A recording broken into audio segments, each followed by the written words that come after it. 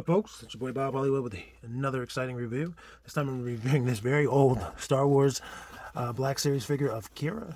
Obviously, it's in a Corellia outfit. That's the only Qi'ra that we ever got in the Black Series line so far, and it's likely the only one we'll ever get. I think the only other outfit she had in the movie was when she hooked up with Han in the future, like 3 years after this point. She had a different outfit, but I think those were really the only outfits she had.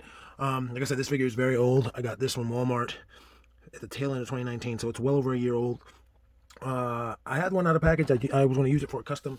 I took it out of the package. I got it from Ollie's, and I paid a little bit more than I think it was $5.99 at Ollie's. I bought this well before that, and but I figured since I had another one, I just review it before I got out of the package. Because like I said, I used the other one for parts. I'm going to keep this one as is. I do like her outfit. I do think Emilia Clarke did a decent job. She's not a terrible actor, and she's beautiful, and the figure looks like her in my opinion. But anyway, on the right of the package, there's just the typical Star Wars Black Series before they revamped the packaging. I do prefer this old style of box because it's just more simple. But it's just her name, and most of the figures it'll be a shortened name and larger, but her name is so short that it's all there. On the left, just her number. She's 66. On the back, there's a write-up about her. At age 18 years of age, at 18 years of age, young Qi'ra is already enmeshed in a life of crime, working for a gang of Corellia. So, and on the bottom, there's nothing. Excuse me, at the top, there's nothing. On the bottom, there's legalese. There's no barcode because again, this is Walmart clearance. And like she was on the scale. She's 5.25 ounces in packaging, so she's not very heavy at all. I'm gonna go ahead and get her out of package shortly. But like, what was I saying before I did that? I messed up completely. But anyway, I'll be right back. There she is, freed from her plastic prison, and outside of her packaging, she weighs 1.95 ounces. She's very light. It's partially because it's a Star Wars Black Series figure, just they're the 1/12 scale, but they're smaller than like Hasbro's Marvel Legends or Hasbro's G.I. Joes. They're much smaller than that. But the thing I like about Star Wars Black Figures series is they make excellent civilians. Like this is just a woman in regular clothing. And I think that's cool. She's got this jacket. This is cool. And Black Series figures, they come apart pretty easily. So the ones I took apart, her arms came out. Didn't really give me any trouble. But yeah, she's just a civilian. I'm going to use her. I have a use for her. That's why I took her out.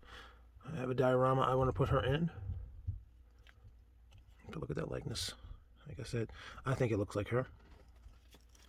She had longer hair at the end of the movie, but this is her 3 years before that, I believe. A couple years before that. You got this skirt. That is black plastic, and this is painted on gray, painted on messily here. Like not like the paint's sloppy, but the way it looks is messy. The paint's not bad. She has a little belt with bullets. She does come with this gun. When I first opened this, the first one I had, I did not realize that this comes apart. Like it opens like that, but I think the other one of mine actually, yeah, it actually comes apart. So you can easily lose both or either piece, either together or separate. It's obviously going to go into her hand, her right hand rather, as the trigger gun, as the hand with the trigger finger. She does not want to do it easily. There we go. And it also, it looks good. It's small, just like her. Again, Black Series figures typically are much smaller. Right hand has just like a gripping hand, but it doesn't have a trigger finger. Again, I like her haircut. I think it's pretty screen accurate. I think they did a good job with their face. Even this figure's what, like 4 years old, 5 years old, 4 years old probably, 3 or 4 years old. I think it looks good. The jacket, again, one of my favorite pieces. It's just gray plastic with this yellow paint on it. Or not yellow, but like this beige paint. She has a watch, it looks like, and a bracelet. Over here, it's another bracelet. She's got gray boots with that same sort of like snowy pattern as her dress, or rather her skirt. And she's got on black pants. I don't know if they're leggings or if they're pants. But they look like pants. That's all one piece. Yeah, I want to say her. Yeah, it's one piece. Like the pants, where this part of her crotch is separate from the top. But if you were to separate it, she would just have a weird gap that you would have to do some sculpting to make look decent. Her upper torso is one piece. I don't necessarily like that, just because it's harder to use for customs if it's that way. Like some Star Wars figures have the abdomen separate from the top part from the chest. This one doesn't. She stands pretty well, as you can see. She doesn't give me any issues. And of course, she has peg holes. And she's wearing heels in her boots, but they're not bad. Like some Marvel Legends will have like high heels and they are difficult to stand. She's got a little bit of, oh, that's probably my cat's hair. Let's go over her articulation. She has a head, rotates 360 degrees. A little bit of attitude, not much. Does not go up or down. That's because her head is on a peg, a ball jointed peg. It's not on a hinge at all. I don't know what the thought process behind that was. Her arms go up better than 90 degrees at the shoulder, rotate 90 degrees at those same shoulders. Does not have a bicep cut, but it does have hinge and swivel elbow that gives you better than 90 degrees. One day Hasbro is going to give us double jointed elbows on female figures. I don't know why they don't do it. It's not because the arms are small. I don't know why they don't do it. And she has a hinge and swivel at the wrist. Her left wrist is on a horizontal axis, and her right wrist, with just a gun hand, is on a vertical axis. Her waist swivels at the waist 360 degrees, gets some tilt back and forward, not much. Legs go out pretty far. Can she balance? Yep. Goes forward that much, goes back that much. Double jointed knees, and there's a thigh swivel as well. Ankles on a rocker and forward facing pin. No boot cut. I wish there was a little more consistency when it comes to the Star Wars figures. Like if she had boot cuts, you could put these boots on a different figure, but unfortunately you can't. Let me get you some size. Let me get her height. She is at 5.5 inches. Do some size comparisons. We're going to start with Black Series today. Today we're going to start with Black Series. So I'm going to compare her to this Jazzwares John Jones and this Star Wars Black Series Finn.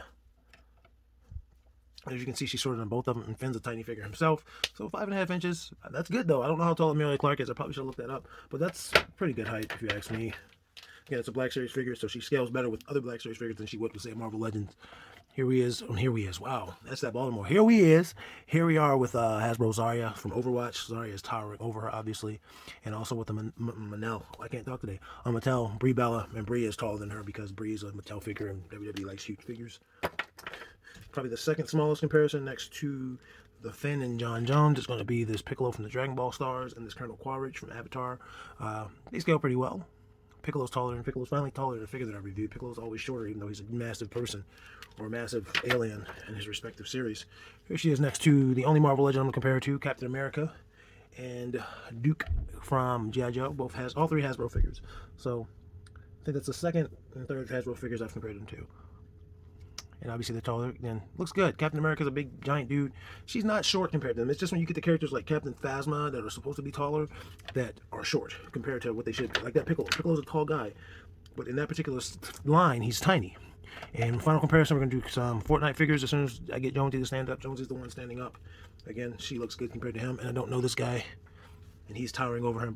But that's technically the only 7-inch figure that I've used. I guess Brie Bella might be 7-inch figure. I don't think she's a normal 6-inch figure. Anyway, let's get those guys out of there. So yeah, I think she looks good. I like the figure. The figure's not going to win any awards by any means. It's not a great figure. It's just very basic. But I like that Hasbro made it. The Star Wars Solo movie was pretty good compared to the I don't want to say compared to the Disney sequels. It was good on its own. It was good compared to Star Wars. It's just not better than the originals or the prequels, in my opinion. But it is way better than the sequels. I don't know what Disney was thinking, but Disney made 2 excellent movies in Rogue One and Solo, but they really dropped the ball when it came to the sequels. I didn't really like any of them. Those were really trash movies, in my opinion. That's just my opinion. You might disagree. But anyway, guys, there's this lady. Thank you for coming out and watching me. Thank you for looking at this review. And if you have the time, I'd like you to type in your search bar, Spitting Venom Radio. You can watch me do a podcast. I don't cover toys on there, really, at least not much. It's not that kind of podcast, but it does give you a chance to interact with me because we do live, and it gives you a chance to just, get a peek inside of my mind. It's a pretty good podcast, in my opinion. Of course, I'm going to say that, but I honestly believe that. Also, hit that like button, hit that subscribe button for me, and comment. Tell me what you want to see me review. Tell me what you thought about this review and other reviews. Just tell me what you thought about Star Wars or think about Star Wars. It's like a lifelong thing. It's not something you could just think of once. It's been around for 40 plus years. So there's that. Anyway, guys, action figures speak louder than words. I'll talk to you later.